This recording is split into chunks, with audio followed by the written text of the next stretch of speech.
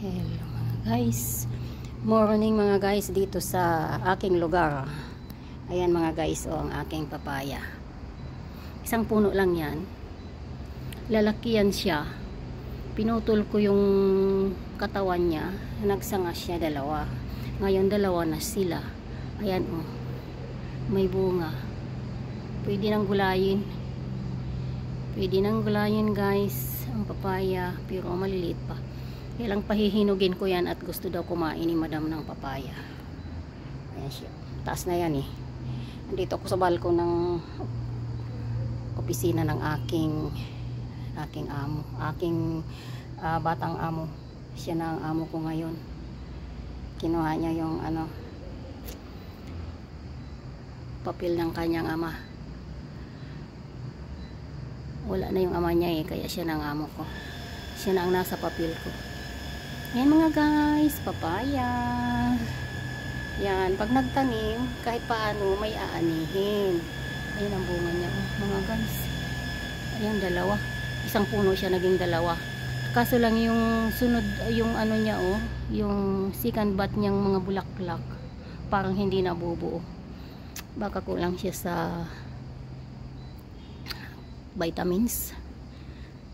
Kulang yung kaya hindi nabubuo. Kumbaga ang vitamins na pupunta sa bunga at sa mga dahon, binawasan ko na nga yung dahon eh. Balak ko nga pala mag-try ng dahon.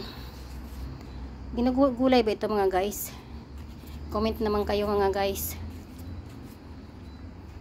Kasi nakita ko to sa YouTube, kinakain nila to eh. O nilalaga para sa diabetes. May nakita kong tinatadtad niya ginawang gulay. Sarap kaya yan.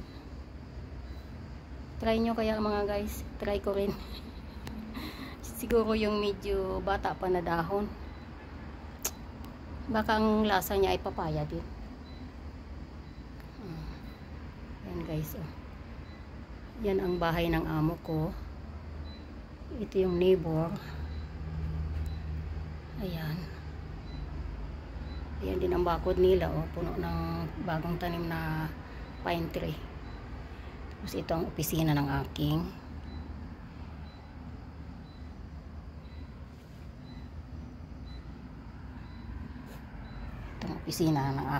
amo. Maliit lang siya pero malaki siya sa loob. Itong pintuan ayan, papunta doon. Garden. Ito malaking puno to eh. Itong malaking puno na to, may nakita akong loro dyan. Pumunta dun sa balkon namin. Gustong hulihin ni Tiger.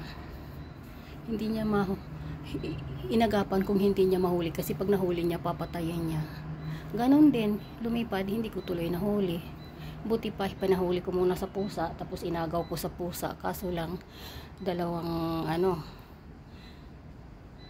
bagay. Malamang patayin ng pusa bago ko maagaw. Pwede rin buhay. Ay mga guys, yan ang bahay ng amo ko. Doon sa pinakadulo, doon ang aking kwarto.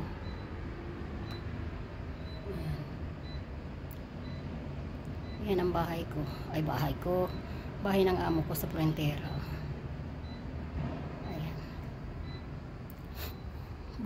Buti hindi pa tumatawag yung aking lola. Sige na mga guys. Ito pa yung aking lilinisin ang hagdan. Babaldiyuhan ko yan itong isang balde ko dito na ginamit sa paglampaso sa loob. Ibubuhos ko ngayon dito sa hagdan. Ayan, ganyan.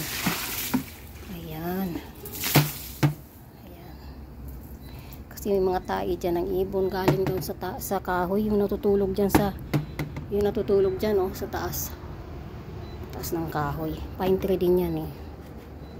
Okay, so ayusin na natin to. Lagay na dyan ang mga gamit.